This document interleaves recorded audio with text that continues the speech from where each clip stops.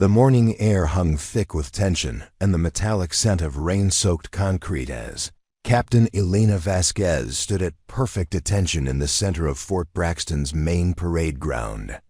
190 soldiers formed a precise rectangle. Around her, their boots planted in formation, eyes forward, witnessing what would become the most talked-about moment in the base's 70-year history. But none of them knew it yet. Preparing and narrating this type of story took us long efforts and hard work. So if you are enjoying the story, please consider subscribing to our channel. The sound that would haunt their dreams wasn't the crack that echoed across the courtyard 30 seconds later. It was the silence that came before it. The kind of silence that arrives when the world holds its breath, when justice and injustice collide with such force that even the wind stops moving. Elena's dark hair was pulled back in the regulation bun that had become as much a part of her identity as the small silver cross her grandmother had given her, now tucked beneath her uniform collar. At 28, she carried herself with the quiet confidence of someone who had earned every stripe, every commendation, every ounce of respect through sweat, blood, and an unwavering commitment to excellence. Her hands, calloused from years of training and field work, hung steady at her sides despite the storm brewing in her chest. Colonel Marcus Thorne approached her with the swagger of a man who had never been told no, never been challenged, never been broken. His 60-year-old frame still carried the bulk of his football-playing days at West Point, though now it was softened by decades of desk work and bourbon. His pale blue eyes, cold as winter ice, fixed on Elena with the kind of malice that comes from a man watching his carefully constructed world begin to crumble. Captain Vasquez, his voice boomed across the courtyard, designed to carry not just sound but humiliation, stepped forward. Elena moved with fluid precision, her every step measured and deliberate. She had walked this same ground hundreds of times during her 5 years at Fort Braxton, but never had it felt so much like walking to an execution. The weight of every gaze pressed against her shoulders, but she kept her chin high, her breathing steady, her resolve unshakable. Behind Colonel Thorne stood his inner circle Major William Briggs, a weasel-faced man who had built his career on kissing up and kicking down. Captain Ross Henderson, whose loyalty to Thorne was bought and paid for with promises of promotion. And Sergeant First Class Dave Morrison, a 20-year veteran whose conscience had been buried so deep he'd forgotten it ever existed. They watched Elena approach with the hungry anticipation of vultures circling wounded prey. But Elena wasn't alone, even if she stood solitary in that moment. Scattered throughout the formation were faces that belonged to her soldiers she had trained, mentored, protected. Staff Sergeant Maria Santos, whose life Elena had saved during a training accident 2 years ago, stood rigid in the third row, her jaw clenched so tight her teeth might crack. Corporal James Park, a brilliant young soldier Elena had recommended for officer training, kept his eyes fixed straight ahead, but his hands were balled into fists at his sides. Lieutenant Sarah Chun, one of the few other female officers on base, felt tears threatening behind her professional mask. They all knew what this was really about. It wasn't about the incident report Elena had filed 3 days ago. It wasn't about her refusal to back down when Thorne had demanded she withdraw her allegations. It wasn't even about the investigation that was now threatening to expose decades of corruption, harassment, and abuse that had festered like an infected wound in the heart of Fort Braxton. This was about power, about a man who had ruled his kingdom with an iron fist for 15 years, being challenged by a woman who refused to kneel. The morning had started like any other. Elena had risen at 05:00, as she had every day since arriving at Fort Braxton. Her small apartment off base was spartanly furnished but impeccably maintained, a Murphy bed that folded away each morning, a small desk where she studied for her master's degree in organizational psychology, and a single bookshelf lined with military manuals, classic literature, and photo albums filled with memories of family back in Texas. On the knitstand sat the only luxury she allowed herself. Small succulent plant her sister had sent. Somehow thriving despite her erratic schedule and frequent deployments, she had performed her morning routine with the same methodical precision that defined every aspect of her military life. 30 minutes of bodyweight exercises, a cold shower, black coffee, and exactly 20 minutes reviewing the day's schedule and any overnight communications. But this morning had been different. This morning, she had spent an extra 10 minutes staring at her reflection in the bathroom mirror, preparing herself for what she knew was coming. The incident report sat in her laptop bag like a loaded weapon. 7 pages of detailed, documented evidence of Colonel Thorne's pattern of harassment, intimidation, and abuse of power. Names, dates, witnesses, everything needed to bring down a man who had spent his entire career believing he was untouchable. Elena had spent 3 sleepless nights writing and rewriting every word, knowing that once she submitted it, there would be no going back. She thought of Private Jennifer Walsh, barely 19 years old, who had come to Elena's office 6 weeks ago with tears streaming down her face and bruises on her wrists.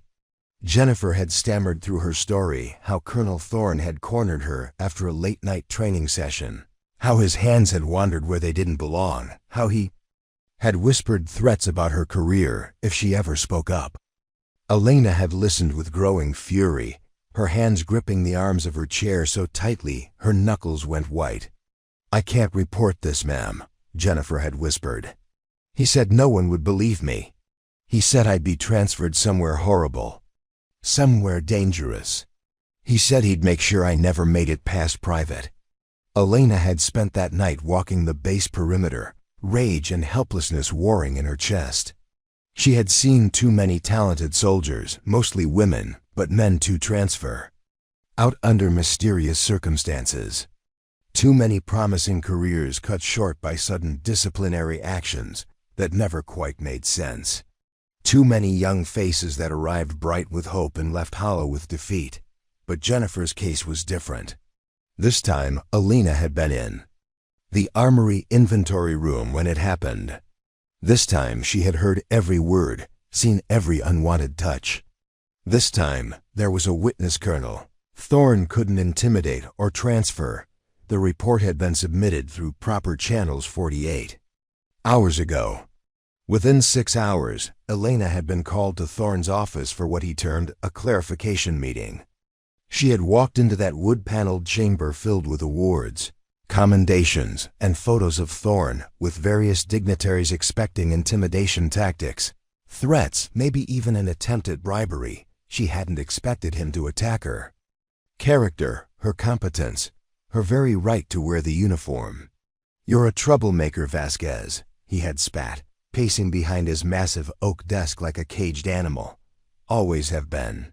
You come in here with your college degree and your holier-than-thou attitude, thinking you can upset the natural order of things. Well, let me tell you something. This is my base.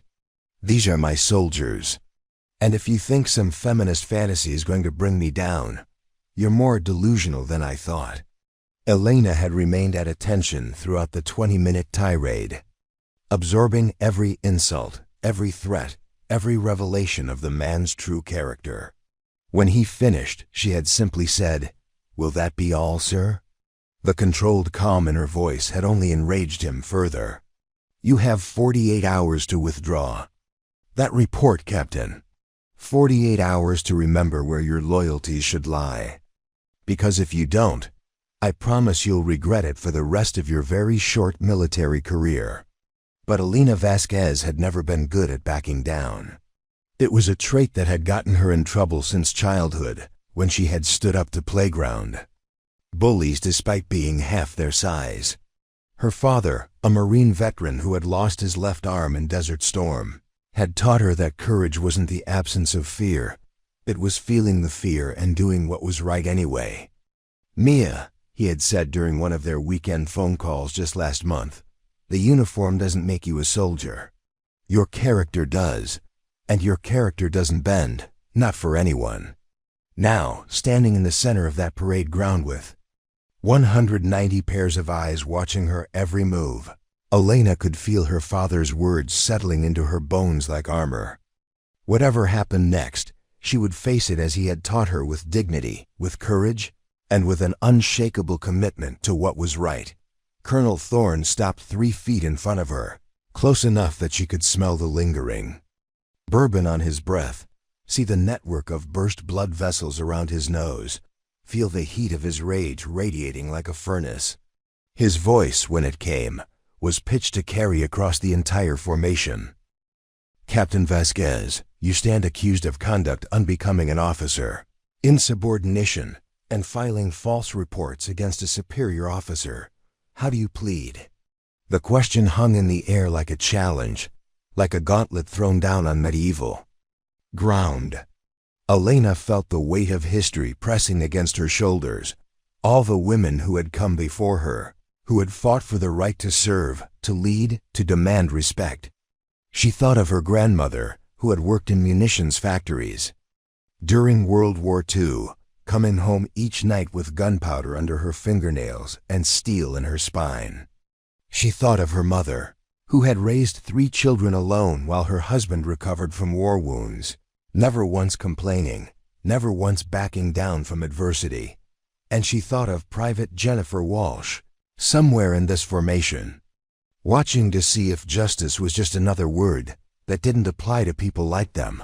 Elena's voice, when it came, was steady as bedrock, clear as mountain water, and carrying the kind of authority that comes from absolute moral certainty. "Sir, I respectfully maintain that my report is accurate and factual. I have committed no misconduct, and I will not withdraw my statement." The words seemed to echo across the parade ground, bouncing off the barracks walls and settling into the hearts of every soldier present. Some felt a surge of pride, others a stab of fear. All of them sensed that they were witnessing something that would be remembered long after they had hung up their uniforms. Colonel Thorne's face flushed red, then purple, then a shade of white that spoke of barely controlled fury. His right hand, Elena noticed, was trembling slightly, not with fear, but with the kind of rage that turns men into monsters. "You arrogant little—" But he caught himself, remembering the audience, remembering the rules that still applied even in his kingdom. Instead, he stepped closer, violating her personal space in a way that was calculated to intimidate, to diminish, to remind her of her place in his hierarchy. "Captain Vasquez," he said, his voice now low and venomous, "you have forgotten your place. You have forgotten who you serve. You have forgotten that respect is earned, not demanded."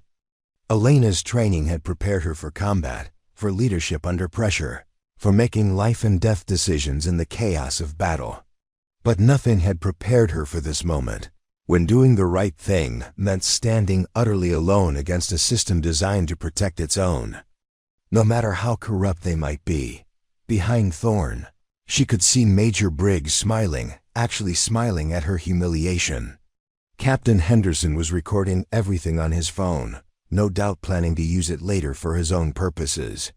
Sergeant Morrison just looked bored, as if watching the destruction of a fellow soldier's career was as routine as morning PT.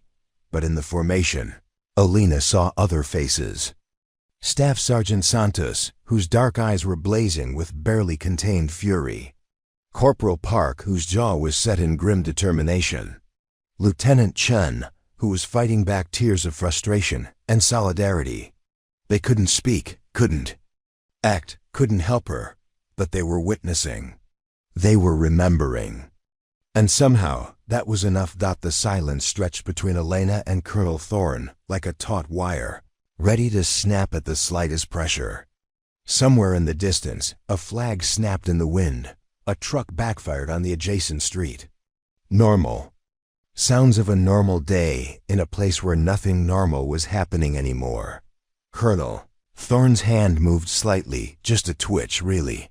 But Elena's combat-trained reflexes caught it immediately. She had seen that same motion 1,000 times before, in training scenarios, in real combat situations. In moments when violence erupted from tension like lightning from storm clouds, time seemed to slow as his arm began to rise, his open palm, aimed at her face in a gesture that would have ended her career, destroyed her reputation, and sent a message to every other soldier on that base that dissent would not be tolerated. Elena Vasquez had not survived 5 years in the military, 2 combat deployments, and countless training exercises by being slow to react. As his hand moved toward her, time compressed into a single moment of crystal-clear decision. She could have stepped back. She could have taken the blow and reported it later through proper channels. She could have played the victim, filed another report, hoped that someone, somewhere in the chain of command would care enough to act.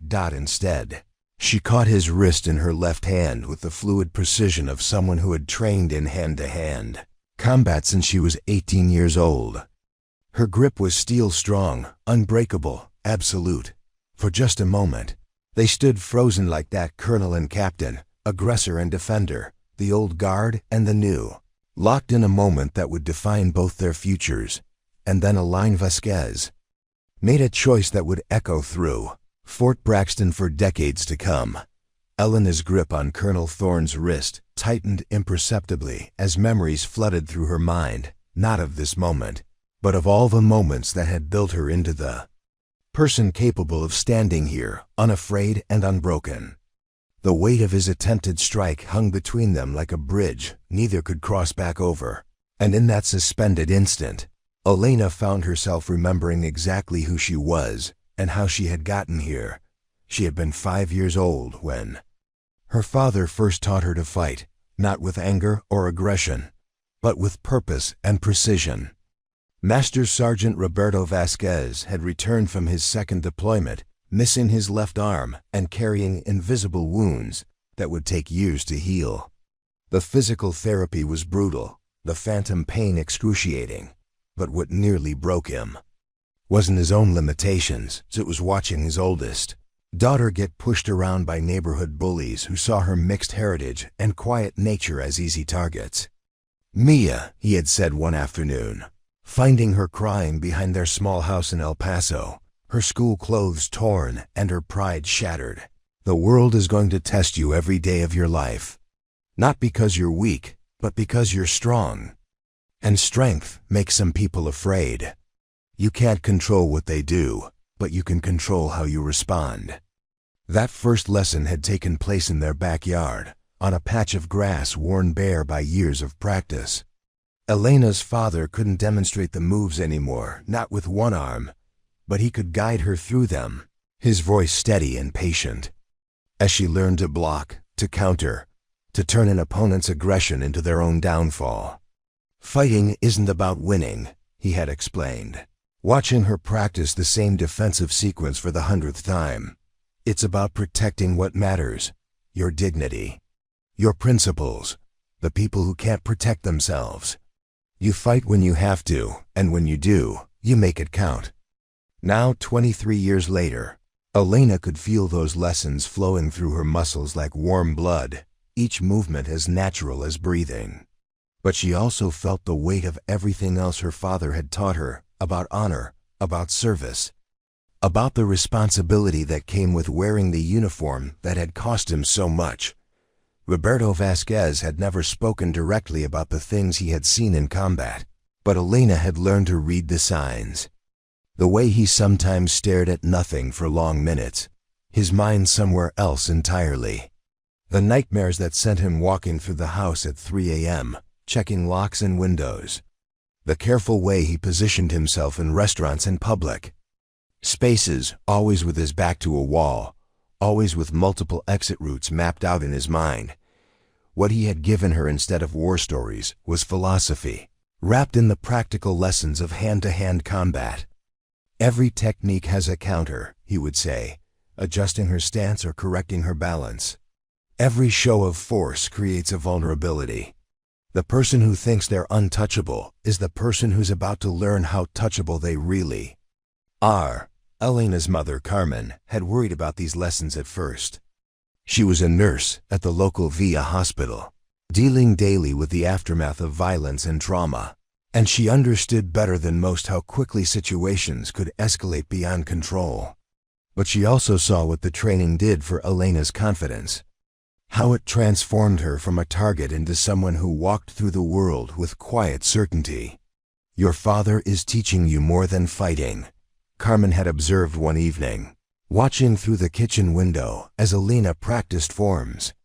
In the fading light, "He's teaching you that you don't have to be afraid." That's a gift not many women get. The gift had served Elena well through high school, where her academic excellence and natural leadership ability made her a target for different kinds of bullies.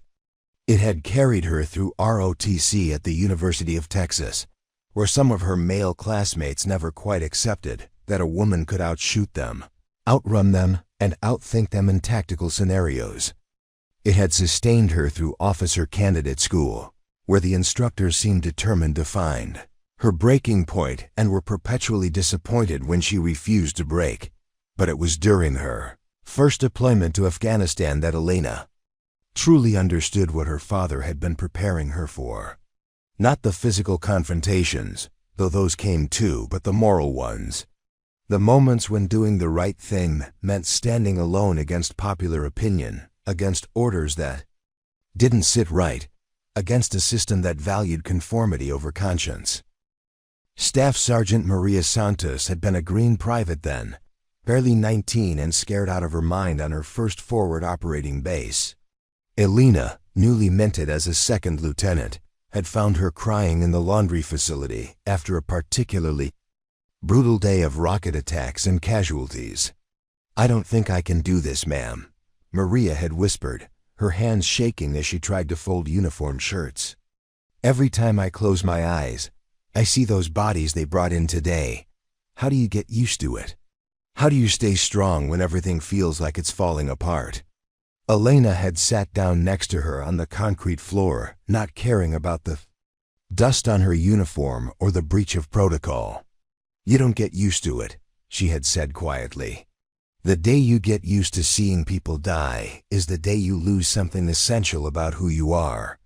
The strength doesn't come from not feeling afraid or sad or overwhelmed. It comes from feeling all of those things and still doing your job, still taking care of your soldiers, still fighting for what matters." That conversation had been the beginning of a friendship that would define both their careers. Maria had found her courage that day, and Elena had discovered her calling, not just as a soldier, but as a leader who understood that true strength meant lifting others up rather than pushing them down.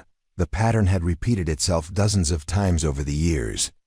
Young soldiers who needed mentoring, experienced soldiers who needed support, situations that required someone willing to speak up, even when speaking up was dangerous.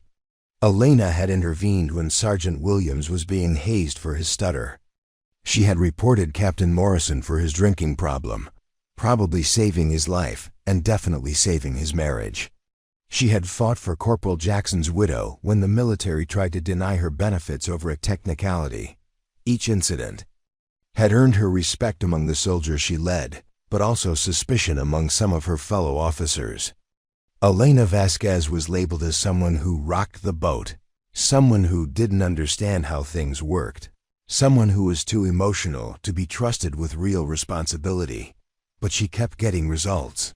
Her units consistently scored highest in readiness evaluations. Her soldiers had the lowest disciplinary action rates on base. Her mission success rates were exemplary. Even her harshest critics couldn't argue with her effectiveness, though they certainly tried to find other ways to undermine her authority. Colonel Thorne had been the worst of them from the moment she arrived at Fort Braxton. During her initial meeting with the base commander, he had looked her up and down with unconcealed disdain and asked, "So, Captain Vasquez, what makes you think you can handle a real command position? Your record shows a lot of hand-holding and social work. This isn't a summer camp." Elena had responded with characteristic directness. "Sir, I believe leadership means maximizing the potential of every soldier under your command. My methods may be different from what you're used to, but my results speak for themselves." The antagonism had only grown from there. Thorne consistently assigned Elena the most difficult tasks, the most problematic soldiers, the missions with the highest likelihood of failure. When she succeeded anyway, he found ways to minimize her achievements or attribute them to factors beyond her control. When she advocated for her soldiers, he labeled it as insubordination. When she followed proper procedures for reporting problems, he claimed she was being disruptive to unit cohesion. The breaking point had come 6 weeks ago, with Private Jennifer Walsh's case, but the foundation had been building for 5 years. Every small humiliation, every undermined decision, every soldier who had been transferred or disciplined for supporting Elena's leadership style, it all led to this moment. Elena's daily routine at Fort Braxton had been carefully structured to minimize conflicts while maximizing her effectiveness. She arrived early and left late, not to impress anyone, but because her soldiers deserved a leader who was fully present and prepared. She studied constantly military history, leadership theory, psychology, anything that might make her better. At her job, her small apartment was filled with books on subjects ranging from conflict resolution to combat medicine, each one marking her commitment to continuous improvement. Her personal life had suffered for this dedication. The relationship with David, a civilian lawyer she had dated for 2 years, had ended when he couldn't understand why she couldn't just let someone else handle the problems she encountered. "You're just one person, Elena," he had said during their final argument. "You can't fix everything that's wrong with the military. You're going to burn yourself out trying." But Elena knew she wasn't trying to fix everything. She was trying to fix the things right in front of her, the problems that affected the soldiers who trusted her to lead them. Every Private Jennifer Walsh deserved someone who would stand up for them. Every Staff Sergeant Santos deserved someone who would help them find their courage. Every Corporal Park deserved someone who would fight for their future. The loneliness was real, and some nights it felt crushing. Elena would sit in her apartment, eating dinner alone while video calling her family back in Texas, listening to her sister's stories about her children, her brother's adventures as a Forest Service ranger, her parents' quiet life in retirement. They worried about her, she knew. They saw the stress in her face during their calls, the way her shoulders carried tension like a physical weight. "You're fighting the whole world, Mia," her mother had said during their last conversation. "Promise me you're taking care of yourself too. Promise me you remember that you matter, not just what you do for others." Elena had promised, even though they both knew it was a lie. She couldn't take care of herself while her soldiers were being abused, harassed, and driven out of service by people like Colonel Thorne. She couldn't rest while women like Jennifer Walsh were being victimized by the very system that was supposed to protect them.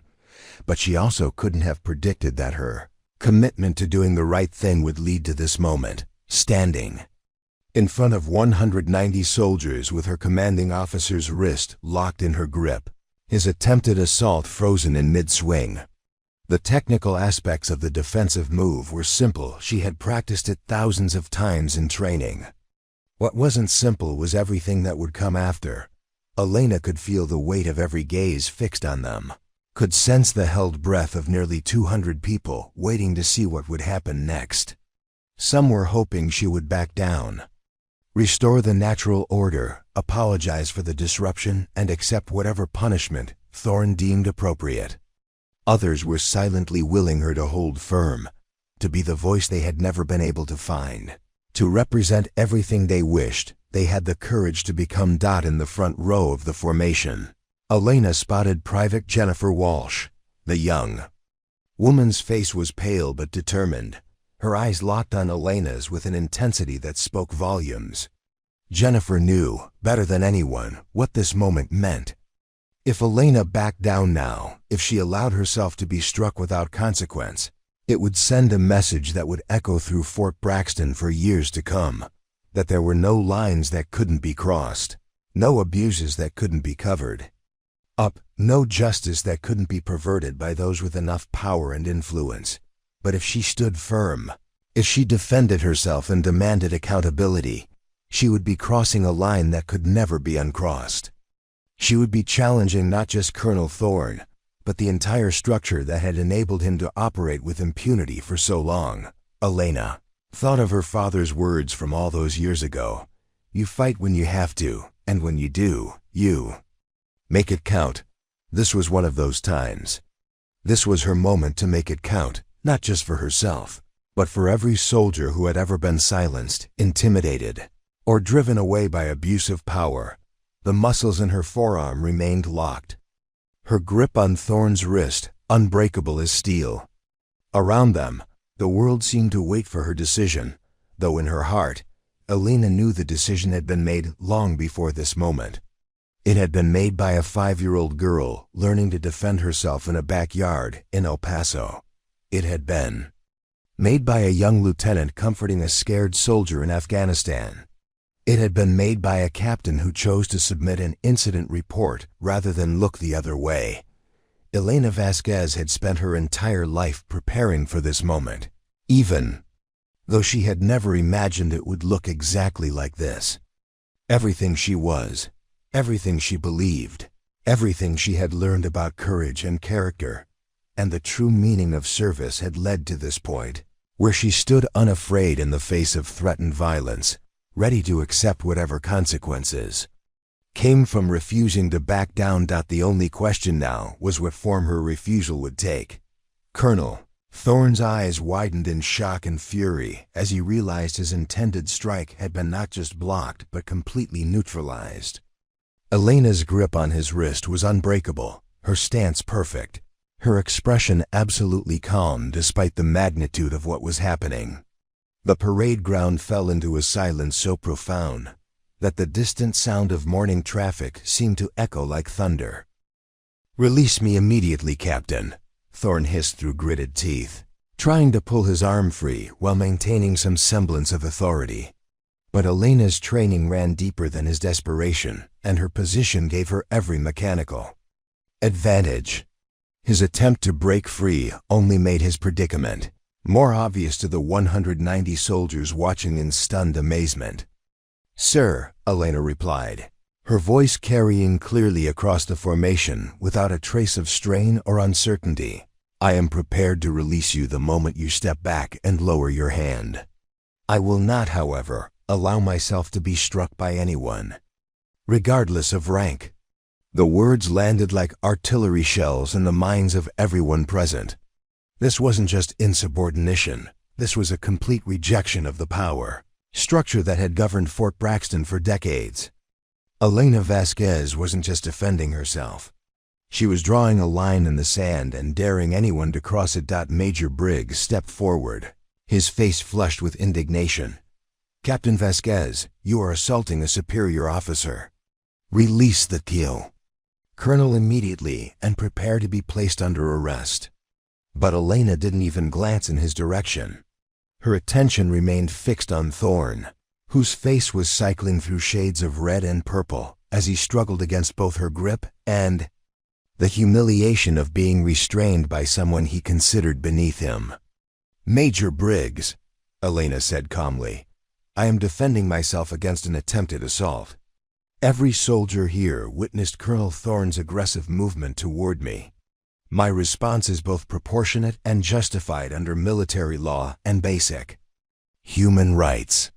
Staff Sergeant Santos felt her heart hammering against her ribs as she watched the confrontation unfold. She had served under both Thorne and Elena, and the contrast couldn't have been more stark. Thorne ruled through fear and intimidation, crushing anyone who dared to question his methods.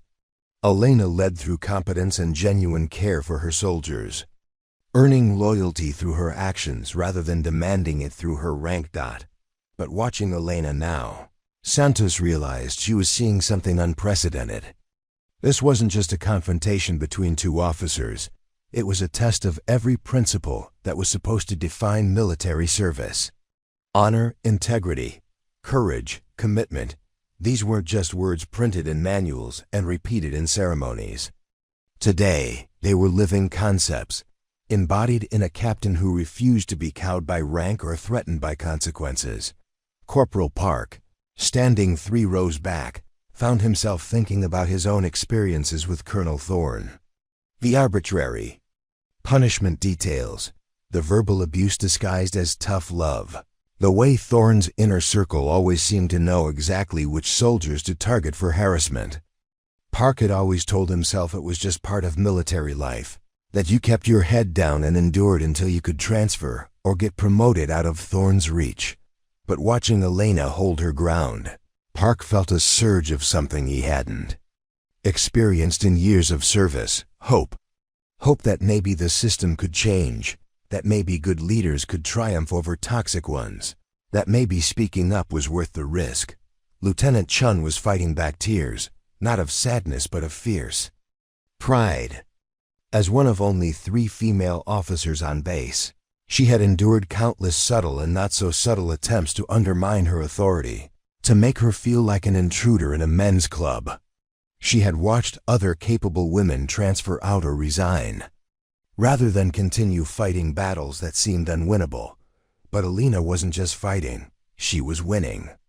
Not through political maneuvering or playing games, but through sheer moral clarity and physical competence. She was proving that principle backed by skill could stand against authority without conscience.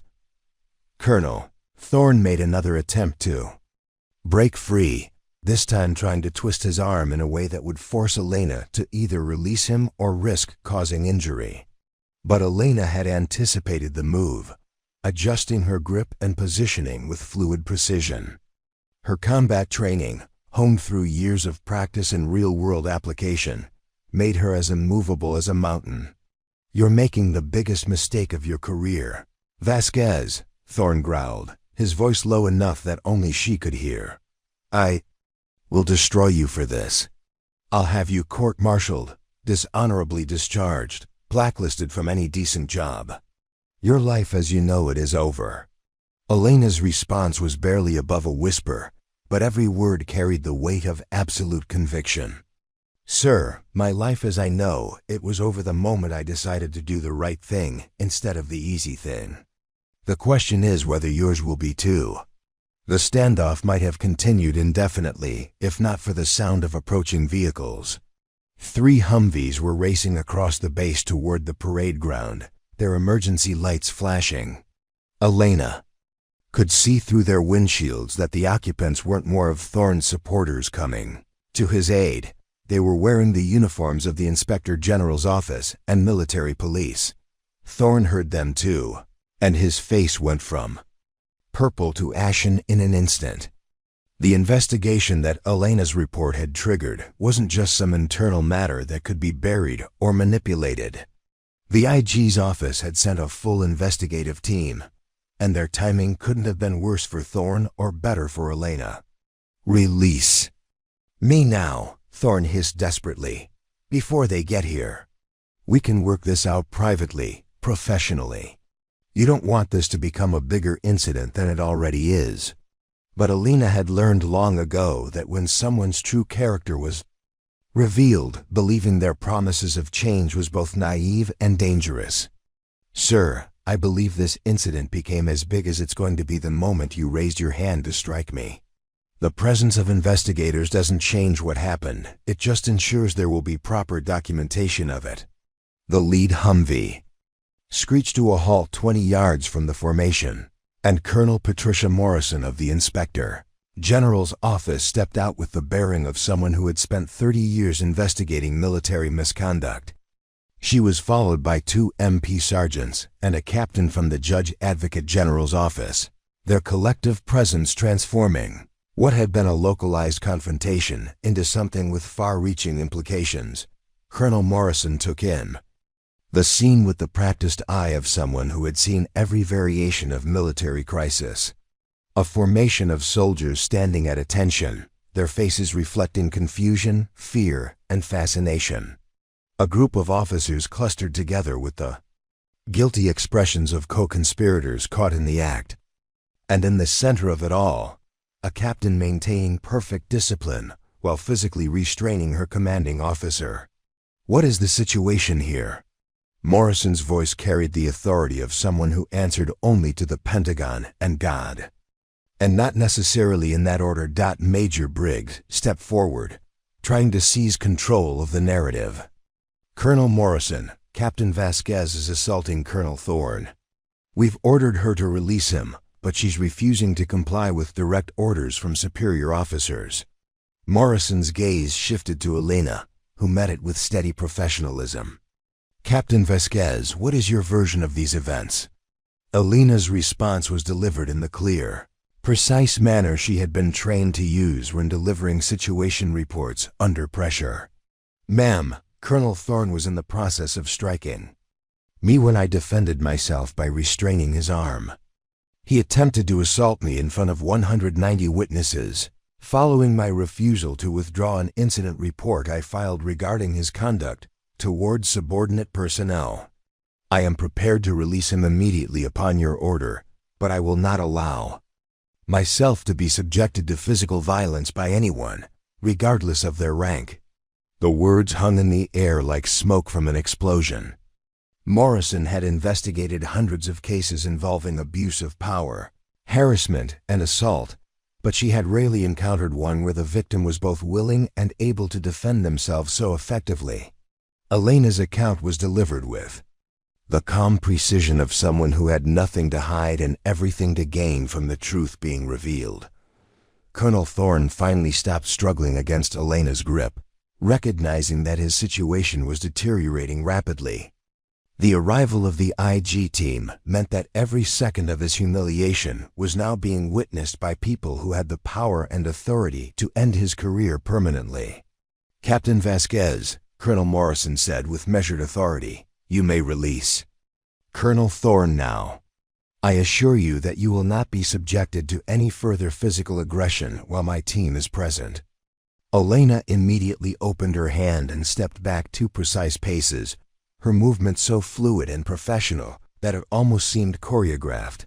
Thorne stumbled slightly as his arm was freed, rubbing his wrist while trying to salvage some dignity from the situation. "Colonel Morrison," Thorne began, his voice strained but attempting to project command presence, "this officer has just committed assault against a superior officer in front of an entire formation. I demand that she be placed under immediate arrest and—" "Colonel Thorne," Morrison interrupted, her tone cutting through his bluster like a knife through paper, "you will have ample opportunity to provide your statement during our investigation. Right now, I need to understand exactly what occurred here and ensure that no further incidents take place." She turned to address the formation, her voice carrying easily across the parade ground. "All personnel will maintain their positions until dismissed by proper authority. What you have witnessed here today will be the subject of a formal investigation, and many of you may be called upon to provide sworn statements. I trust that each of you understands the importance of truthful and accurate testimony." The words sent a ripple of tension through the ranks. For many of the soldiers, this was their first exposure to a situation where their testimony might actually matter, where their observations could influence the outcome of a major investigation. Some felt excitement at the prospect of finally having their voices heard. Others worried about the potential consequences of choosing sides in a conflict between officers. Staff. Sergeant Santos found herself thinking about all the conversations she had overheard in the NCO club, the complaints about Thorne's leadership style, the stories of soldiers who had been driven out or transferred under suspicious circumstances. She had always assumed that these problems were simply part of military life, that junior personnel had no recourse against abusive leadership. But watching Elena stand up to Thorne, literally and figuratively, had opened her eyes to possibilities she had never considered. Corporal Park was remembering the night 6 months ago when he had found Private Martinez crying in the motor pool after one of Thorne's legendary verbal assaults. Martinez had been struggling with the technical aspects of his job, and instead of providing additional training or support, Thorne had publicly humiliated him in front of his entire unit, questioning his intelligence, his commitment, and his right to wear the uniform, Park had wanted to report the incident, but Martinez had begged him not to. "It'll just make things worse," Martinez had whispered. "He'll find ways to get back at me, and you too for supporting me. It's better to just keep your head down and hope he forgets about you." 3 weeks later, Martinez had received orders for an assignment to a remote base in North Dakota, effectively ending his career aspirations and separating him from his family. The official reason was operational requirements, but everyone knew the truth. Now, watching the IG team document the scene with cameras and recording equipment, Park realized that maybe keeping your head down wasn't the only option. Maybe there were times when standing up was not only possible, but necessary. Lieutenant Chun was fighting her own internal battle.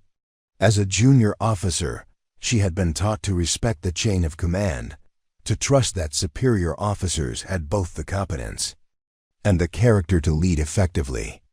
But she had also been trained in military justice, and she understood the legal implications of what had just occurred. Colonel Thorne's attempt to strike Elena wasn't just inappropriate. It was criminal assault under the Uniform Code of Military Justice. Elena's defensive response wasn't insubordination. It was self-defense, legally justified and tactically sound. The fact that Thorne's supporters were trying to frame it as assault against a superior officer revealed either their ignorance of military law or their willingness to pervert it for their own purposes. Colonel Morrison was conducting what amounted to a preliminary investigation on the spot, interviewing key witnesses while the events were still fresh in their minds. She started with Major Briggs, whose nervous stammering and contradictory statements did little to support Thorne's version of events. "Major, you stated that Captain Vasquez assaulted Colonel Thorne. Did you witness the initial contact between them?" "Well, not exactly the initial contact, ma'am, but I saw her grab his arm and refuse to let go when ordered." "Did you see what preceded her grabbing his arm?" Briggs hesitated, glancing toward Thorne for guidance that never came. There was some kind of confrontation. Colonel Thorne was addressing disciplinary issues with Captain Vasquez. "Did you see Colonel Thorne make any physical gestures toward Captain Vasquez before she restrained his arm?" The question hung in the air like a sword over Briggs's head. He could lie, but there were 190 witnesses who had seen exactly what happened. He could tell the truth, but that would confirm Elena's account and implicate Thorne in attempted assault. "Ma'am, I was focused on the overall situation rather than specific movements." Morrison's expression didn't change, but Chun could see the calculation behind her eyes. Briggs's non-answer was as revealing as any confession. Captain Henderson was even less helpful when questioned, his story changing subtly with each retelling. By the time Morrison finished with Sergeant Morrison, it was clear that Thorne's inner circle was more concerned with protecting themselves than supporting their commander's version of events. But the real revelation came when Morrison began interviewing soldiers from the formation. Unlike the officers, they had no reason to protect Thorne or minimize Elena's actions. Their accounts were consistent, detailed, and damning. "Sergeant Santos, please describe what you observed." "Ma'am, Colonel Thorne called Captain Vasquez forward and began what appeared to be a disciplinary action. Captain Vasquez remained at attention throughout. When Colonel Thorne raised his hand as if to strike her, Captain Vasquez defended herself by restraining his arm. She maintained control of the situation without using excessive force and offered to release him when he stepped back. Her actions appeared both proportionate and professional." Similar accounts came from Corporal Park, Private Williams, and half a dozen other soldiers Morrison interviewed. Each testimony painted the same picture: a commanding officer losing control and attempting to assault a subordinate, and that subordinate defending herself with remarkable restraint and professionalism. As the interviews continued, Elena remained at attention, her posture perfect despite the chaos swirling around her. She felt a strange sense of calm settling over her, the peace that comes from knowing you have acted with integrity, regardless of the consequences. She thought about Private Jennifer Walsh, whose courage in reporting harassment had started this chain of events. She thought about all the soldiers she had served with over the years, the ones who had been driven out by toxic leadership, the ones who had stayed and endured abuse because they believed they had no other choice. Most of all, she thought about her father's words from so many years ago: "You fight when you have to, and when you do, you make it count." This fight was far from over, but Elena knew she had already made it count in ways that would ripple through Fort Braxton for years to come. Every soldier watching this investigation unfold would remember that someone had finally stood up to Colonel Thorne and lived to tell about it. They would remember that the system, when properly engaged, could work to protect the innocent and hold the powerful accountable. But the most important lesson being taught on that parade ground wasn't about military justice or proper procedure. It was about the power of individual courage to challenge institutional corruption, about the responsibility each person had to stand up for what was right, even when standing up meant standing alone. As Colonel Morrison concluded her preliminary interviews and began organizing for a more formal investigation, Elena allowed herself a moment to consider what came next. There would be hearings, formal statements, probably a court-martial for someone, possibly her, possibly Thorne, possibly both. Her career might be over, her reputation damaged, her future uncertain, but she had kept her integrity intact, and she had shown 190 soldiers that principles were worth fighting for. Whatever else happened, she could live with that. The parade ground was beginning to empty as soldiers were dismissed back to their regular duties, but the atmosphere had changed permanently. Word of the confrontation was already spreading through the base, carried by text messages, phone calls, and the kind of informal communication network that exists in every military unit. In the chow hall, mess cooks who had never spoken to Elena personally were debating the implications of her actions. In the motor pool, mechanics were discussing whether she would be court-martialed or commended. In the barracks, young soldiers were wondering if this meant they could finally report the abuses they had witnessed or experienced without fear of retaliation. Investigation that followed would be thorough, professional, and ultimately devastating to Colonel Thorne's career and reputation. But that was still days away.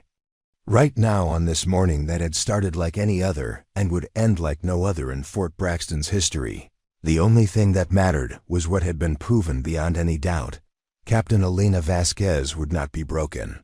Not by threats, not by intimidation, not by violence, and not by a system that had protected corrupt leadership for far too long. She had drawn a line, and that line would hold. The sun was higher now, burning off the morning mist and illuminating a base that would never quite be the same. Change, real change, was coming to Fort Braxton. And it was coming because one captain had refused to back down when backing down would have been easier, safer, and more politically expedient. Elena stood in the center of that parade ground, her uniform immaculate, her bearing proud, her conscience clear. Around her, the machinery of military justice was beginning to turn, slowly but inexorably, toward truth and accountability. She had fought when she had to, and she had made it count. 6 months after the confrontation that changed everything, Elena stood once again on Fort Braxton's parade ground, but this time the circumstances were entirely different. Instead of facing down a corrupt colonel, she was addressing a formation of newly graduated officer candidates who had requested her specifically as their guest speaker. The morning sun cast long shadows across the same concrete where she had defended herself against Colonel Thorne's attempted assault, but now those shadows seemed to represent the past. Rather than looming threats, the base had transformed in ways both subtle and profound. The toxic atmosphere that had poisoned daily life for years had been replaced by something Elena had rarely experienced in her military career: genuine enthusiasm for service. Soldiers walked with straighter backs not because they feared punishment, but because they took pride in wearing the uniform. Officers led with confidence born of competence, rather than authority derived from intimidation. The change was so complete that visiting personnel from other bases often commented on Fort Braxton's exceptional morale and unit cohesion. Elena's own role had evolved dramatically. In addition to her regular command duties, she had been appointed as the base's equal opportunity officer and had been selected to serve on a Pentagon committee studying leadership development and toxic command climates. The work was challenging, reviewing cases from bases across the military, developing new training protocols, and testifying before congressional committees about the need for cultural change within the armed forces. But the most rewarding aspect of her new position was mentoring the steady stream of young officers and enlisted personnel who sought her guidance. Her office had become an informal sanctuary for soldiers facing ethical dilemmas, leadership challenges, or situations where doing the right thing required more courage than they knew they possessed.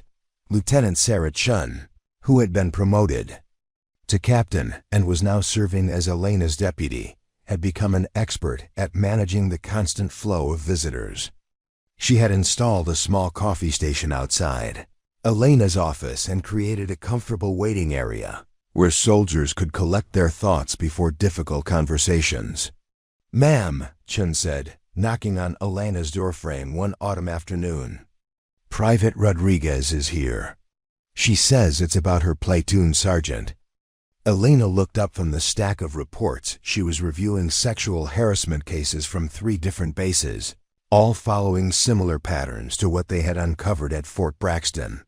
The work was emotionally draining, but essential. Every case they resolved properly meant fewer soldiers would suffer in silence.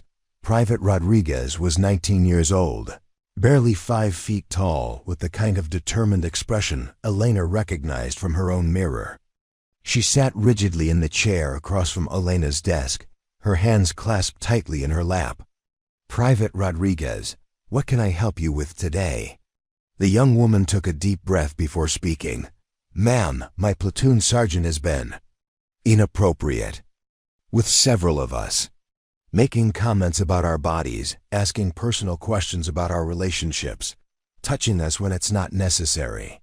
The other women in my unit are afraid to report it because he's friends with the company commander."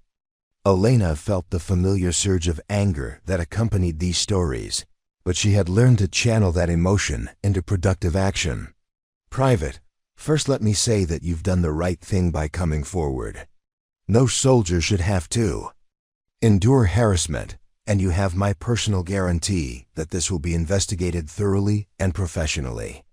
She opened her laptop and began documenting the complaint, asking the detailed questions that would be necessary for a proper investigation. As Rodriguez answered, Elena was struck by the young woman's composure and clarity. This wasn't the terrified victim she might have encountered a year ago. This was a soldier who knew her rights and expected them to be protected. "Private, what made you decide to report this situation now?" Rodriguez straightened in her chair. "Ma'am, my squad leader told me about what you did with Colonel Thorne. She said that if Captain Vasquez could stand up to a full colonel, I could damn sure stand up to a staff sergeant." "Sorry for the language, ma'am," Elena smiled. "No apology necessary, Private. Your squad leader sounds like a smart soldier. And she's right. You not only can stand up to inappropriate behavior, you have a duty to do so. Not just for yourself, but for every soldier who comes after you." The investigation into Staff Sergeant Morrison's conduct, a different Morrison than the one who had been part of Thorne's inner circle, resulted in his court-martial and dismissal from service within 8 weeks. But more importantly, it demonstrated that the new Fort Braxton took such complaints seriously and would act swiftly to protect its personnel. The changes went beyond individual cases. Colonel Patricia Morrison, who had led the investigation into Thorne's conduct, had been appointed as Fort Braxton's new commanding officer. Her first official act had been to implement a comprehensive review of all personnel policies, with particular attention to complaint procedures, leadership development, and prevention of toxic command climates. The results were measurable and dramatic. Sexual harassment complaints, rather than decreasing due to fear of retaliation, had initially increased as soldiers gained confidence that their reports would be taken seriously.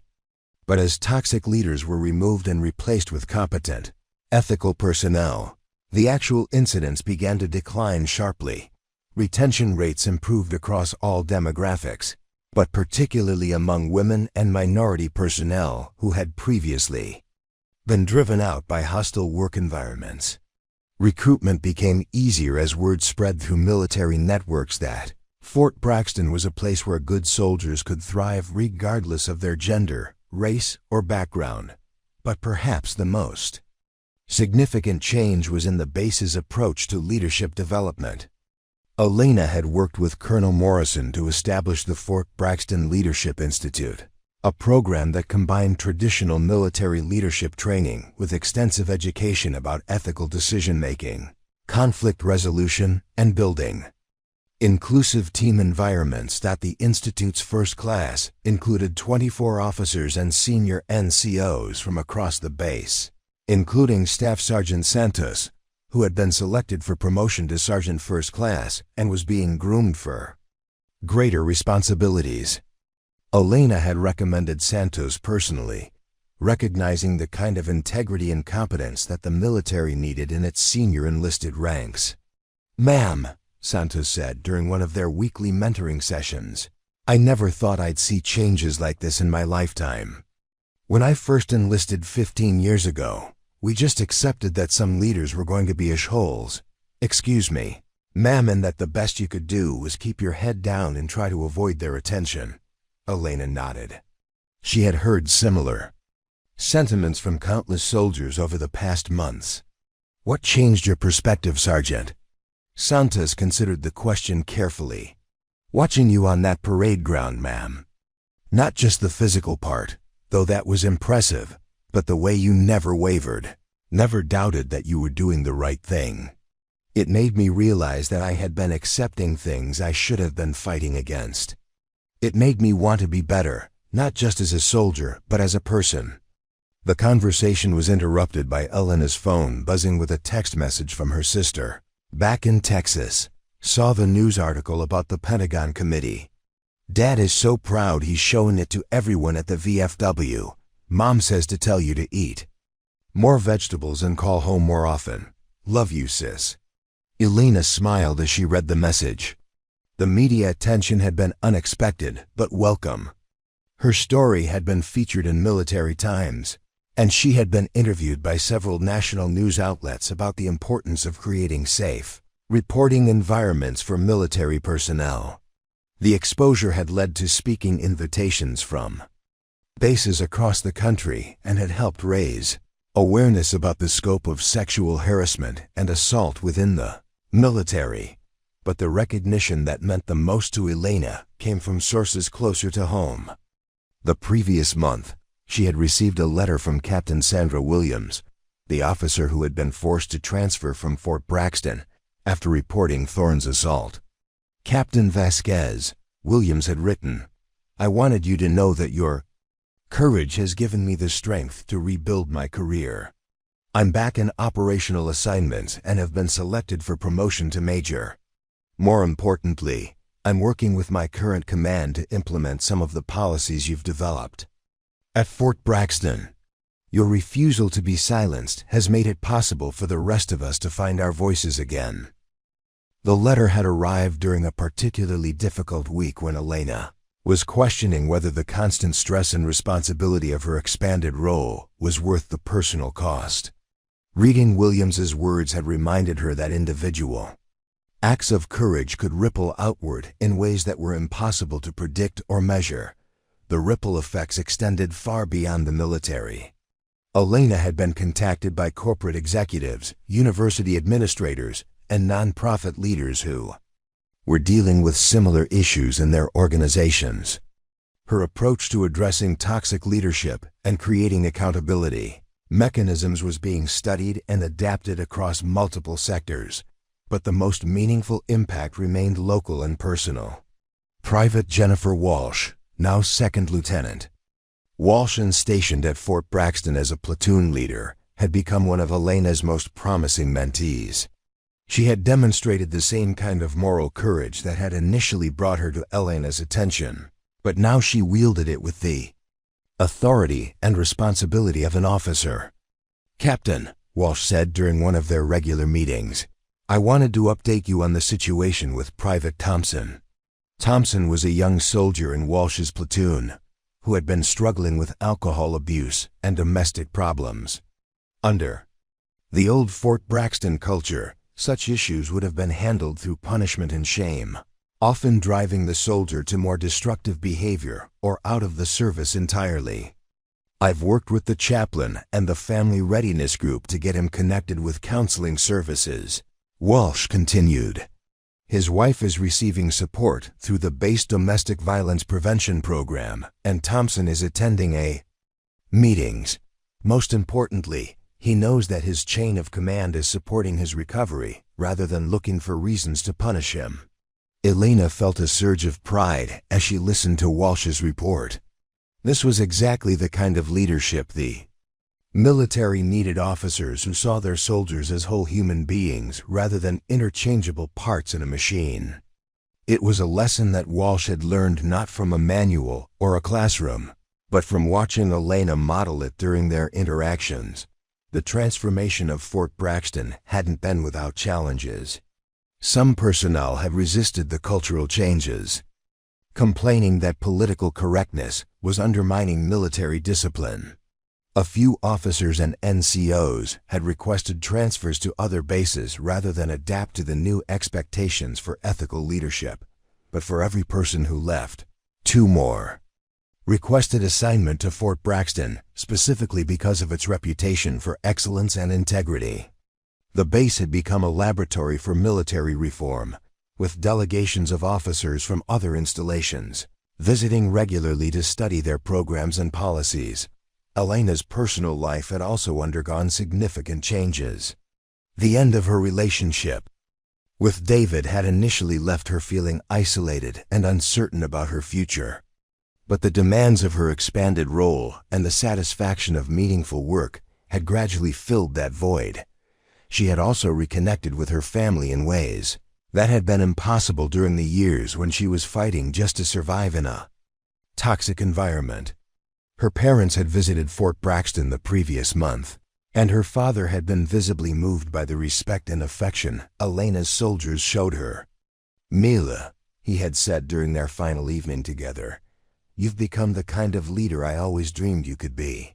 Not because you're tough, though you are, but because you care about the people you serve with.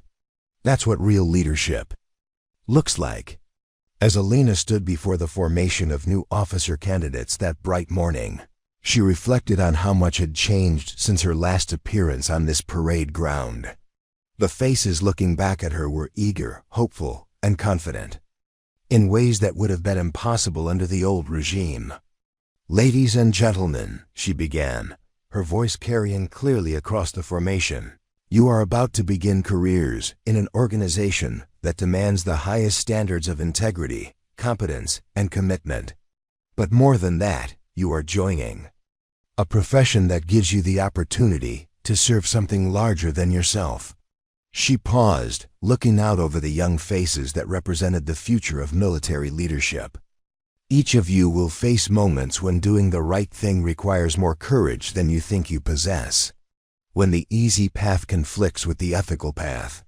When standing up for your principles means standing alone against popular opinion or powerful opposition." Elena's voice grew stronger as she continued. "In those moments, remember that courage is not the absence of fear, it's acting with integrity despite the fear. Remember that leadership is not about power over others, it's about empowering others to be their best selves. And remember that the uniform you wear represents not just the authority to command, but the responsibility to serve." The words resonated across the formation, settling into hearts and minds that would carry them through decades of service. Elena could see in their faces the same determination she had felt as a young officer, the same commitment to making a difference that had sustained her through the darkest moments of her own career. after the ceremony, as the new officers dispersed. To begin their assignments, Elena remained on the parade ground for a few extra minutes.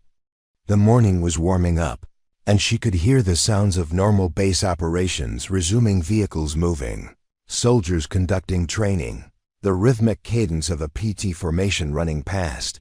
She thought about Colonel Thorne, who was currently serving a 10-year sentence in a military prison.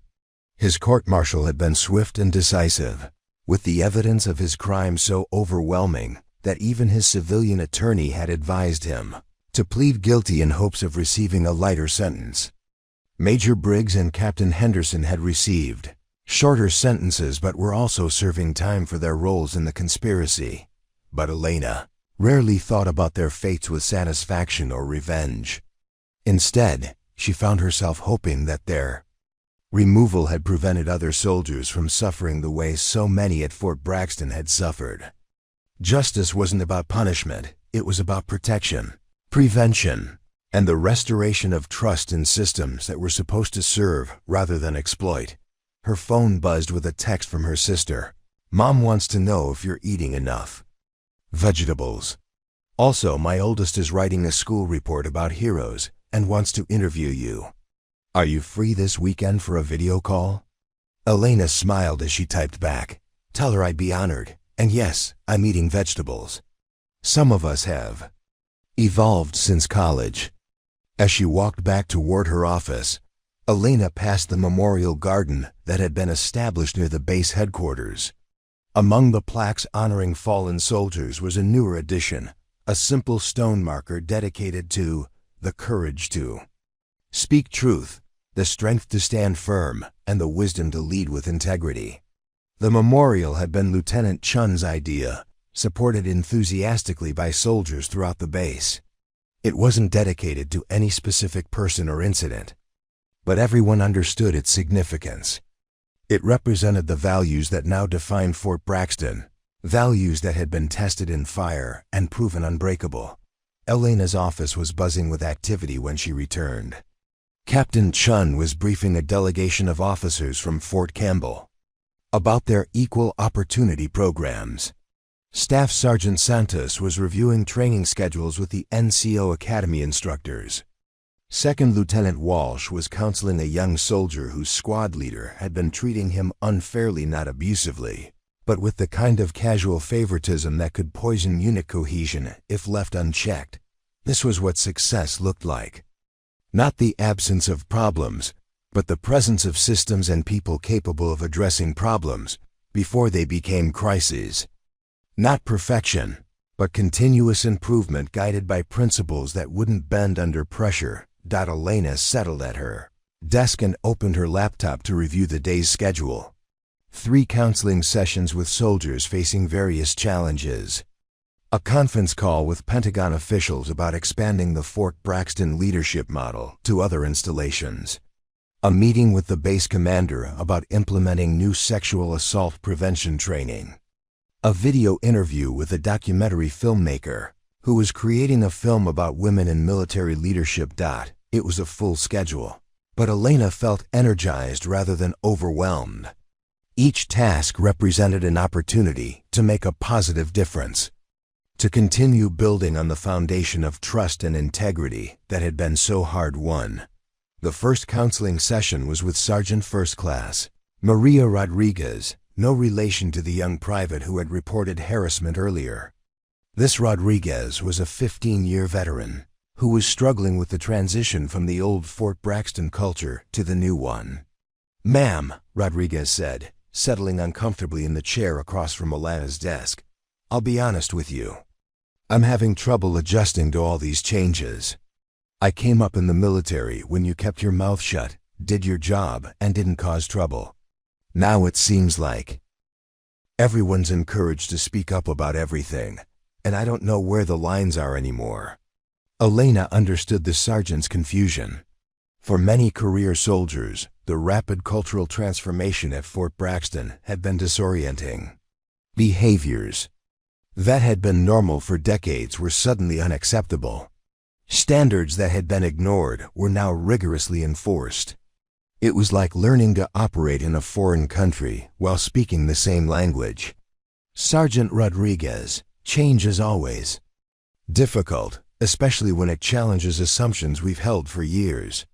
But let me ask you this. When you look at the soldiers in your squad, do you see improvements in their morale, their performance, their willingness to take on challenges? Rodriguez considered the question. Yes, ma'am, I do. They seem more engaged, more willing to come to me with problems instead of trying to handle everything themselves. And the discipline issues I used to deal with constantly have almost disappeared. Those improvements didn't happen by accident, Elena explained. They happened because we created an environment where soldiers feel valued, respected, and supported, where they know their leaders care about them as people, not just as workers, where they can trust that problems will be addressed fairly rather than swept under the rug. She leaned forward slightly. The line you're looking for is simple. Treat every soldier the way you would want your own son or daughter to be treated if they were serving under someone else's command. Lead with competence, communicate with respect, and always remember that your authority comes with the responsibility to develop and protect the people under your care. Rodriguez nodded slowly. I can do that, ma'am. It's actually easier than what I was doing before, now that I think about it. I was always walking on eggshells, trying to figure out what the command wanted to hear instead of just focusing on what was right for my soldiers. The conversation continued for another 20 minutes, with Elena providing specific examples and scenarios that helped Rodriguez understand how to apply the new cultural standards in practical situations. By the end of the session, the sergeant was visibly more confident and optimistic about her role in the transformed Fort Braxton. As Rodriguez left, Elena reflected on how many similar conversations she had conducted over the past months. Each one represented not just an individual soldier adapting to change, but a ripple in the larger transformation that was reshaping military culture one person at a time. The conference call with Pentagon officials was more challenging. Elena found herself explaining, once again, why the Fort Braxton model couldn't simply be imposed on other installations through policy directives and training mandates. Cultural change doesn't happen through PowerPoint presentations, she told the colonel who was leading the discussion. It happens when leaders at every level demonstrate, through their daily actions, that they're committed to the values they claim to espouse. It happens when soldiers see that reporting problems leads to solutions rather than retaliation. It happens when competence and character are valued more than compliance and conformity. The Pentagon officials peppered her with questions about metrics, timelines, and scalability. Elena answered as best she could, but she could sense their frustration with responses that couldn't be reduced to simple formulas or universal solutions. Colonel Patterson, Elena said during a brief pause in the questioning, may I ask you something? In your experience, how long does it take to build trust with soldiers under your command? Well, that depends on various factors, but generally, how long does it take to lose that trust? Elena interrupted gently. Patterson was quiet for a moment. Sometimes minutes. One bad decision, one failure to support your people, and you're starting over from scratch. Exactly. Building the kind of culture we've created at Fort Braxton takes years of consistent actions by leaders who understand that trust is earned daily, but lost instantly. There's no shortcut, no quick fix, no policy that can substitute for genuine leadership. The call ended with agreements to continue the discussion and plans for more Pentagon officials to visit Fort Braxton. Elena knew that some of them understood what she was trying to convey, but others were still looking for simple solutions to complex problems. The afternoon brought a visit from Dr. Sarah Kim, a civilian researcher from Georgetown University who was studying the effectiveness of military sexual assault prevention programs. Dr. Kim had been interviewing personnel at Fort Braxton for the past week, and she wanted to share her preliminary findings with Elena. Captain Vasquez, Dr. Kim said, settling into Elena's office with a stack of notebooks and a tablet computer. I've conducted similar studies at 15 military installations over the past 5 years, and I've never seen anything like what you've accomplished here." She opened her tablet and pulled up a series of charts and graphs. Sexual assault reports are down 63% from 2 years ago. More significantly, survey data shows that soldiers' confidence in the reporting system has increased by over 200%. Those numbers typically move in opposite directions. When confidence increases, reports usually increase too as more victims come forward. Elena studied the data with interest. She had known that things were improving, but seeing the statistical evidence was both gratifying and humbling. "What do you think explains the difference?" Elena asked. Dr. Kim smiled. "Based on my interviews, it's quite simple. Your soldiers believe that reports will be taken seriously, investigated thoroughly, and resolved fairly. They've seen it happen repeatedly. They've watched toxic leaders be removed and good leaders be promoted. They trust the system because the system has proven trustworthy." She flipped to another page in her notebook. "But there's something else. That's even more interesting. The soldiers I've interviewed don't just trust the official reporting mechanisms. They trust each other. They're more likely to intervene when they see inappropriate behavior, more willing to support victims, more confident in their own ability to recognize and address problems before they escalate." This was the aspect of cultural change that Elena found most encouraging. Individual policies and procedures could be altered by new commanders or changing political winds. But when soldiers internalized values of respect, integrity, and mutual support, those changes became much more durable. The day's final meeting was with Colonel Morrison, who had called Elena to her office to discuss a new opportunity. "Elena," Morrison said, using her first name as she often did during private conversations, "I've received a request from the Chief of Staff's office. They want you to consider a position on the Army staff in Washington, working directly on military culture reform initiatives."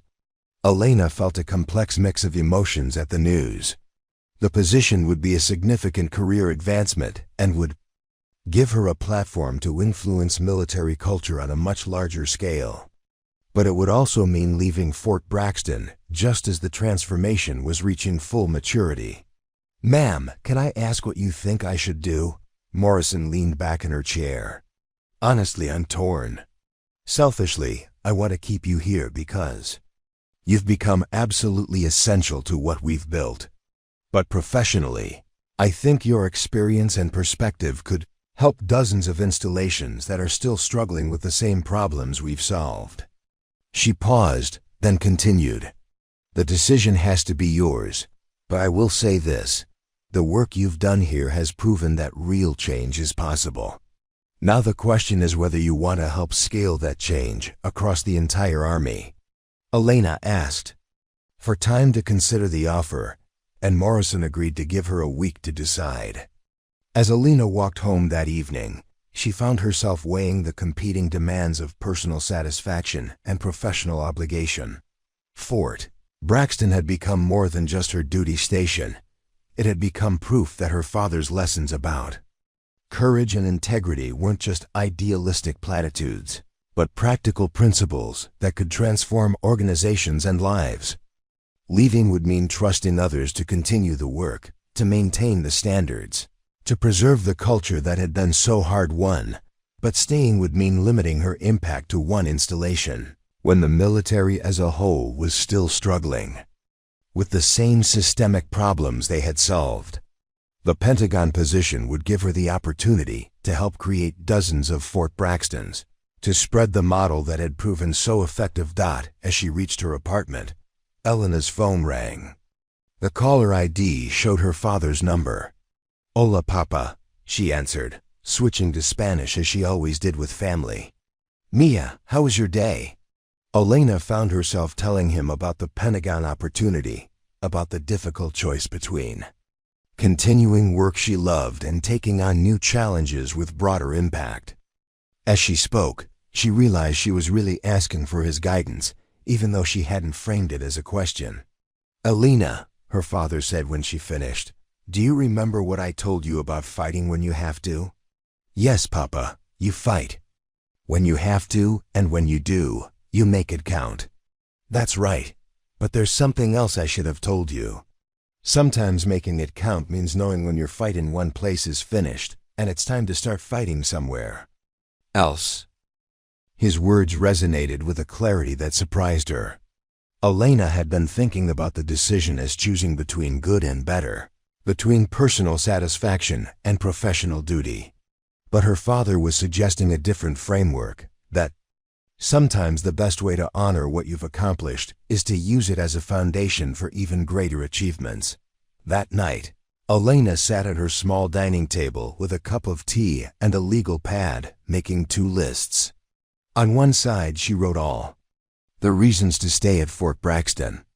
On the other, all the reasons to accept the Pentagon position. But as she wrote, she found herself thinking less about the pros and cons and more about the young officers she had addressed that morning. They would go on to serve at bases around the world, carrying with them the lessons they had learned about leadership, integrity, and courage. Some would face the same kinds of toxic cultures that had once poisoned Fort Braxton. Those young officers deserved to serve in organizations that valued their contributions, respected their dignity, and supported their growth as leaders and human beings. They deserved to work for commanders who understood that true strength came from lifting others up rather than tearing them down. Elena set down her pen and looked out the window at the base that had become her home. Fort Braxton would continue to thrive whether she stayed or left, because the changes they had implemented were embedded in systems, procedures, and most importantly, in the hearts and minds of the soldiers who served there. But there were other Fort Braxtons out there, other installations where good soldiers were suffering under toxic leadership, other commanders struggling to create positive change without the tools or support they needed. Elena Vasquez had learned to fight when she had to. Now it was time to make that fight count on the largest possible scale. The Pentagon's E-Ring corridor hummed with the controlled urgency that characterized America's military headquarters, but Colonel Elena Vasquez moved through it with the same calm confidence she had carried onto Fort Braxton's parade ground years earlier. Her promotion to colonel had come faster than anyone expected, driven by the extraordinary success of the cultural reform initiative she had spearheaded across 17 military installations. The office assigned to her was modest by Pentagon standards, but the walls told the story of systematic change implemented one base at a time. A map of the United States was covered with green pins marking installations that had successfully implemented the Fort Braxton model. Red pins showed bases still struggling with toxic leadership cultures. Yellow pins represented installations currently undergoing transformation. The green pins significantly outnumbered the red ones now. Preparing and narrating this type of story took us long efforts and hard work. So if you are enjoying the story, please consider subscribing to our channel. Elena's assistant, Major James Park, the same young corporal who had witnessed her confrontation with Colonel Thorne, knocked on her doorframe. His own career had flourished in the years since Fort Braxton's transformation, and he had specifically requested assignment to Elena's team when he completed his officer training. "Ma'am, Senator Williams is here for your 1400 appointment." She brought the chair of the Armed Services Committee with her. Elena looked up from the briefing materials she was reviewing. Senator Patricia Williams was the former Captain Sandra Williams who had been forced to transfer from Fort Braxton after reporting Thorne's assault. Her transition from military service to politics had been motivated by a desire to ensure that the legislative framework supported cultural change within the Department of Defense. "Thank you, James. Please show them in." Senator Williams entered with the same bearing she had carried as a military officer, though her navy blue suit had replaced the uniform Elena remembered. Beside her walked Senator Robert Chun, the Armed Services Committee chair whose reputation for demanding accountability from military leadership was legendary. Elena, Williams said, extending her hand with genuine warmth. "Congratulations on the promotion. Though I have to say, Colonel suits you better than Captain ever did." Elena smiled as they settled around the small conference table in her office. "Senator, I'd argue that civilian leadership suits you pretty well too. Your committee's support for the Culture Reform Initiative has made all the difference." Senator Chun leaned forward, his expression serious but engaged. "Colonel Vasquez, I've read the preliminary reports from the independent assessment team. The numbers are remarkable. Sexual assault down 47% across participating installations. Harassment complaints resolved 96% faster than the military average. Retention up across all demographics. How do we scale this to the entire military?" It was the same question Elena had been grappling with for 3 years, though. The scope had expanded far beyond what anyone had originally envisioned. What had started as an effort to fix problems at individual bases had become a comprehensive reimagining of military leadership development. "Senator Chun, the honest answer is that we can't scale it in the traditional sense. Culture change doesn't work like equipment procurement or training standardization. Each installation has to develop its own version of these principles, based on their specific circumstances, leadership, and challenges." She pulled out a tablet and opened a presentation she had given dozens of times to various congressional committees and Pentagon leadership. "What we can scale is the framework, transparent reporting mechanisms, swift and fair resolution processes, leadership accountability measures, and most importantly, the understanding that culture change starts with individual leaders demonstrating the values they claim to espouse." Williams nodded. "That's exactly what I've been trying to explain to my colleagues. They want a legislative solution, a policy they can point to and say we fixed the problem. But this isn't something you can fix with a law." "Actually," Elena said, "legislation has been crucial.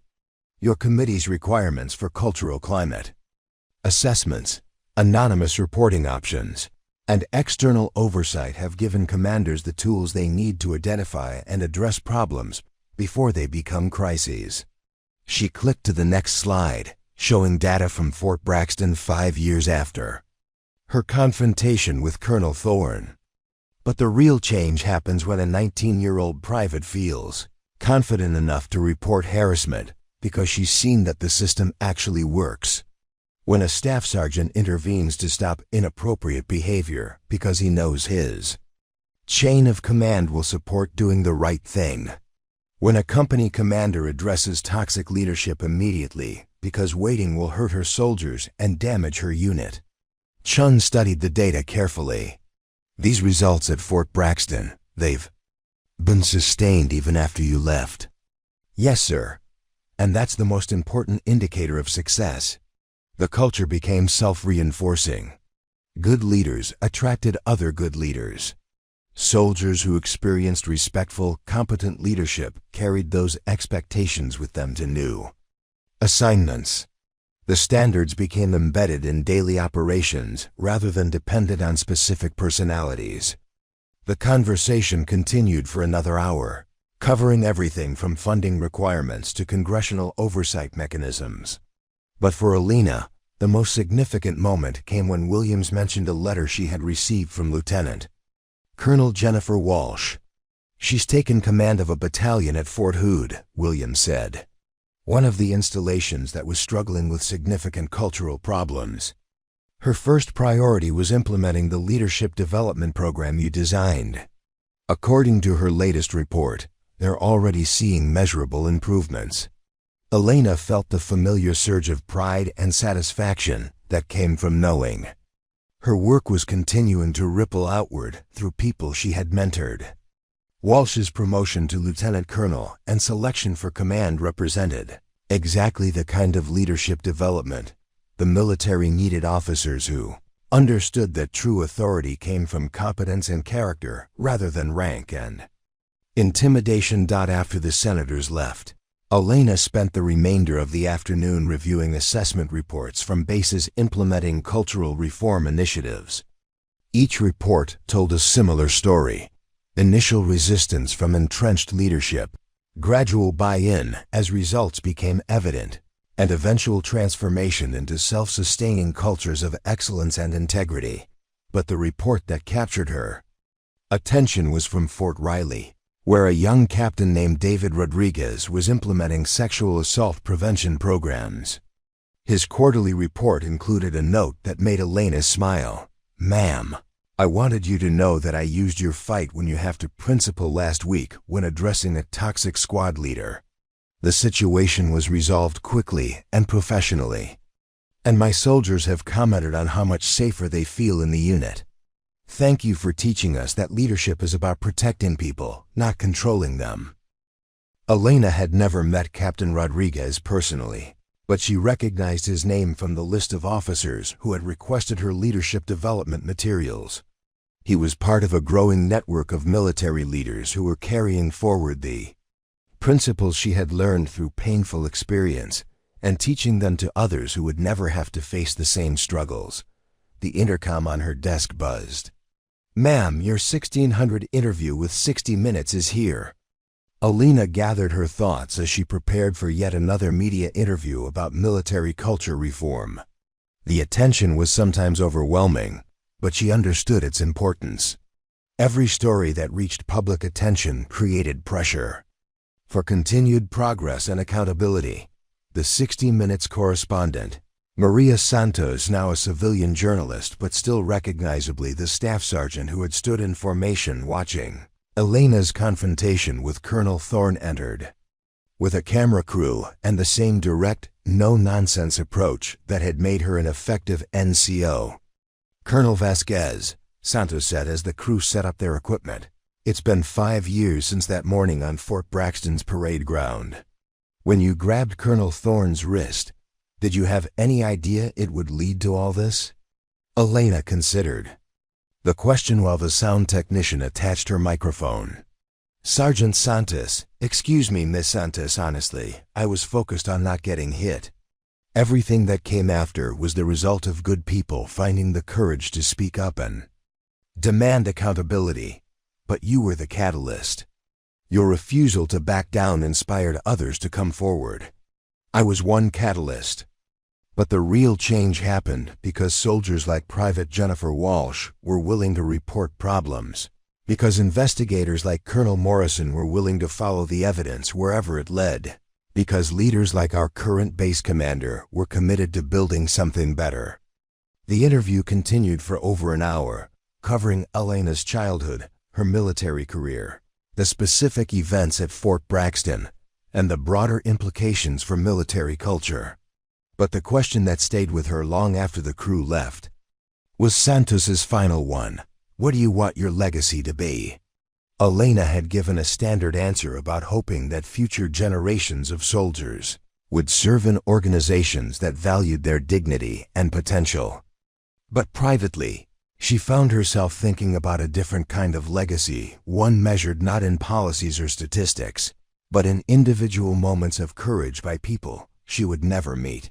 General Elena Vasquez stood in the conference room of the chairman of the Joint Chiefs of Staff, briefing the nation's highest-ranking military officers on the results of the most comprehensive cultural assessment in military history.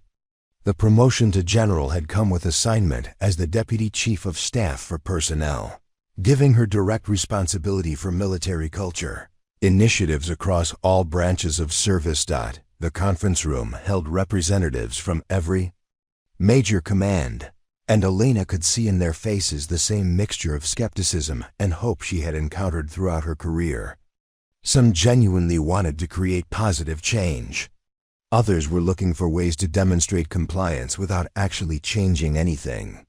"Ladies and gentlemen," Elena began, standing before a wall-sized display showing data from 347 military installations worldwide. The results of the past 8 years demonstrate that cultural transformation is not only possible but sustainable when properly implemented. She clicked to a slide showing retention rates across different demographic groups. Women's retention in combat arms has increased by 68% at installations implementing comprehensive culture reform. Minority officer retention is up 53%. Most significantly, overall unit readiness and mission effectiveness have improved across every metric we measure. General Patricia Morrison, now the Army Chief of Staff, leaned forward from her seat at the head table. "Elena, what do you see as the biggest remaining challenges?" "Ma'am, the biggest challenge is the same one we faced at Fort Braxton 15 years ago.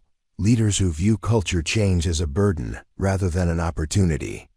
We still have commanders who believe that treating soldiers with dignity somehow undermines discipline, or that creating inclusive environments weakens unit cohesion." Elena clicked to the next slide, showing data from installations that had resisted implementing reforms. The evidence consistently shows the opposite. Units with strong cultures of respect and accountability outperform those with toxic environments in every measurable category. Admiral Sarah Chun, Jennifer Walsh's former lieutenant, who now served as the Navy's Deputy Chief of Operations, raised her hand. "General Vasquez, can you speak to the international implications? We're seeing interest from allied militaries in adopting similar approaches." Elena smiled. The international dimension had been an unexpected development, but one that reinforced the universal applicability of the principles they had developed. "Admiral, we've provided consultation to military organizations in 12 countries. The specific implementations vary based on cultural context, but the core principles transparent. Accountability, competent leadership, and respect for individual dignity appear to be universally effective." The briefing continued for 2 hours, covering everything from specific policy recommendations to budget requirements for expanding culture reform initiatives.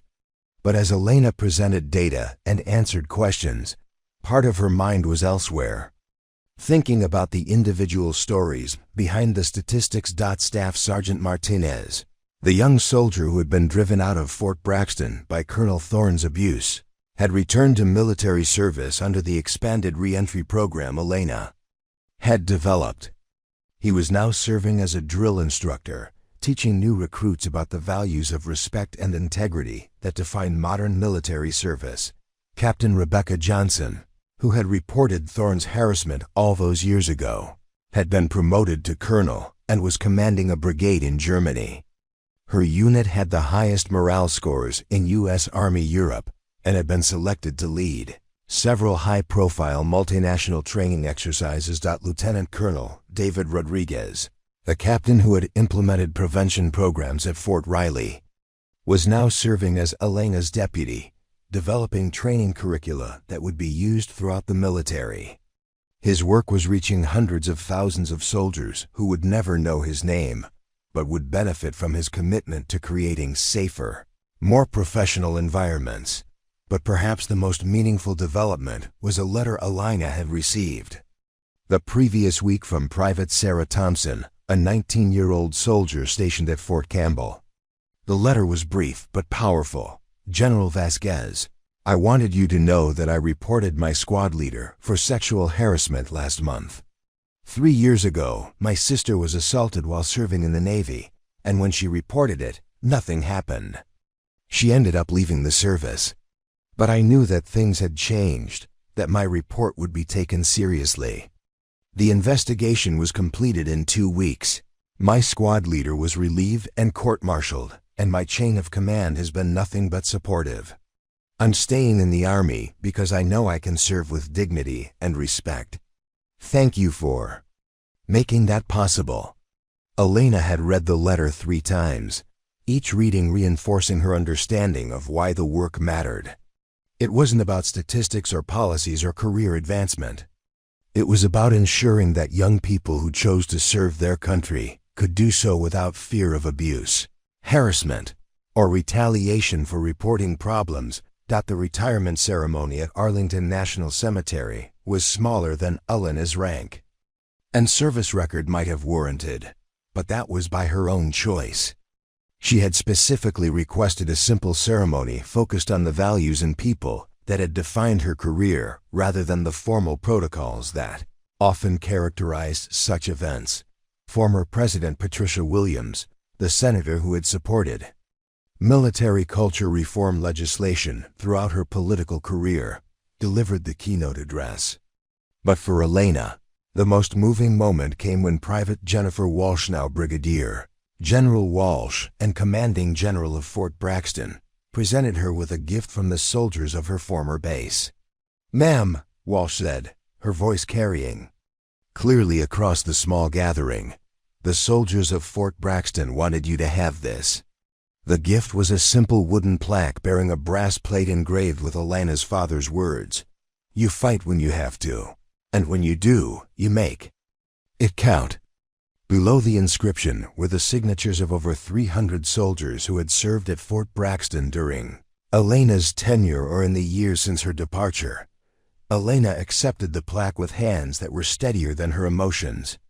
Looking out at the assembled crowd, she could see faces representing every phase of her career, family members who had supported her through decades of service, soldiers she had mentored who were now senior leaders themselves, civilian officials who had collaborated on reform initiatives, and media representatives who had helped bring attention to the importance of military culture change. But the face that mattered most was that of her father, now 87 years old, and confined to a wheelchair but radiating the same pride and determination that had shaped Elena's character from childhood.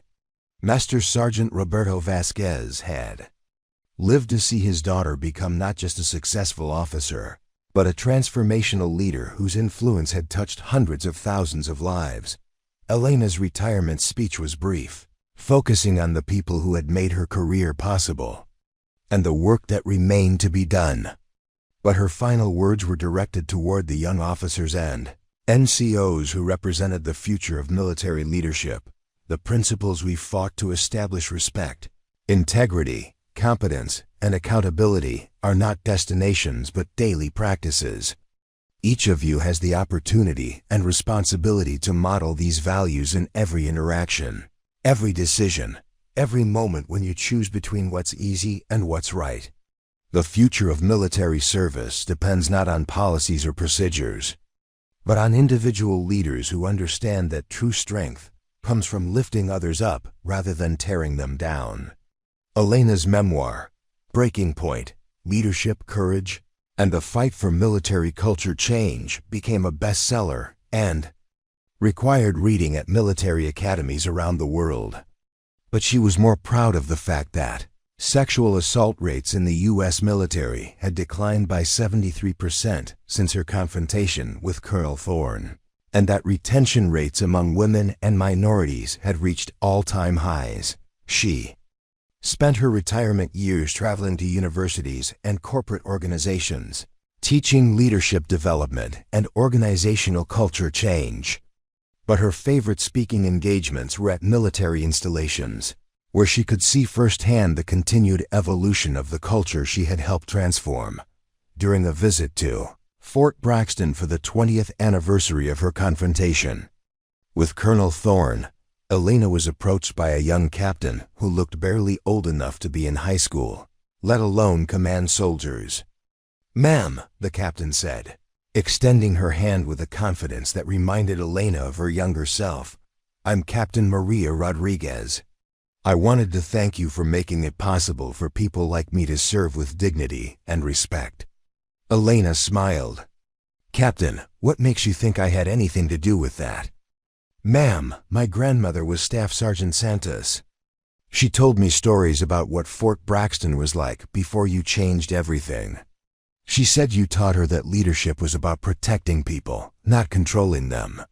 That's the kind of leader I want to be." Elena felt tears threatening as she realized that the young officer standing before her represented the third generation to be influenced by the changes that had started with a moment of resistance on a parade ground decades earlier.